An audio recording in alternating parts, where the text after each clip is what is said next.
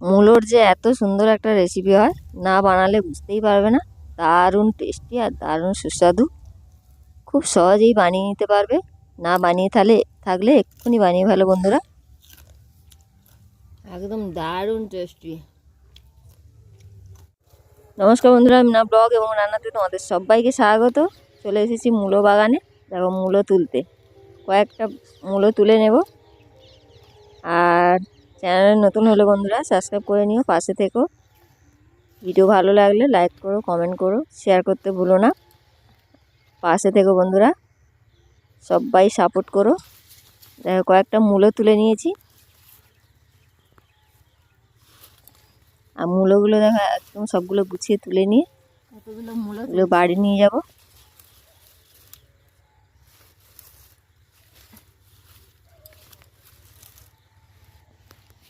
এতগুলো মূলো তুলেছি, মূলোগুলো বড়া বানাবো।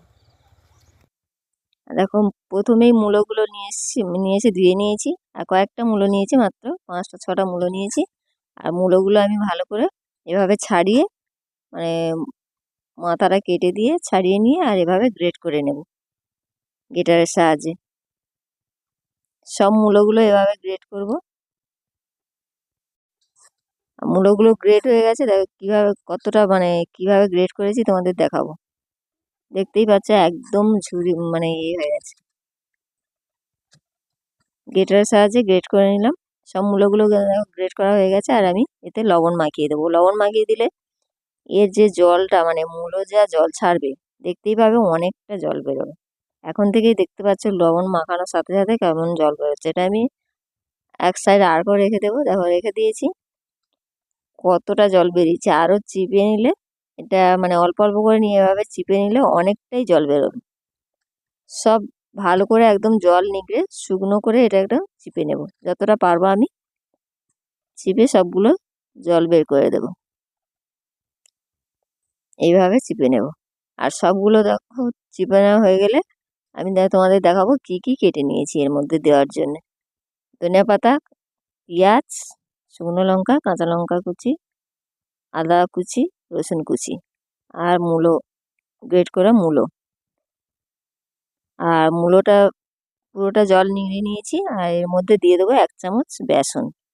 বেসন দিয়ে দেবো পরিমাণ মতো হলুদ, পরিমাণ মতো লঙ্কার গুঁড়ো,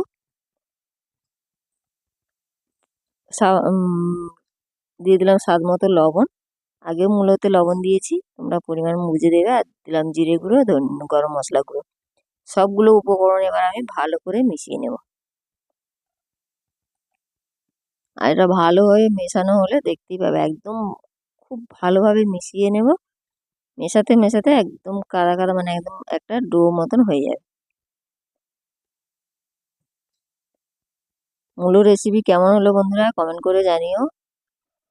আর দেখতেই পাচ্ছ কিভাবে মেখেছি। আর একদম একটা ডো বানিয়ে নিয়েছি। আর এটা ছোট ছোট করে আমি বড়া টাইপের বানিয়ে নেব। মূলোর বড়া রেসিপি কেমন হলো কমেন্ট করে জানিও। পাশে থেকো বন্ধুরা। তোমরা একটু লম্বা চ্যাপ্টা করতে পারো, ডিম্বা আকৃতি। আমি একদম গোল করলাম হাতের সাহায্যে, দেখতেই পাচ্ছ এভাবে সবগুলো বানিয়ে নেব। সবগুলো বানিয়ে নিয়েছি। আর এরপরে দেখো কড়াইতে আমি তেল বসিয়েছি। তেলটাও গরম হয়ে গেছে। এর মধ্যে একটা একটা করে ছেড়ে উল্টে পাল্টে ভেজে নেব। ভেজে নিলেই আমার মূলোর বড়া একদম রেডি।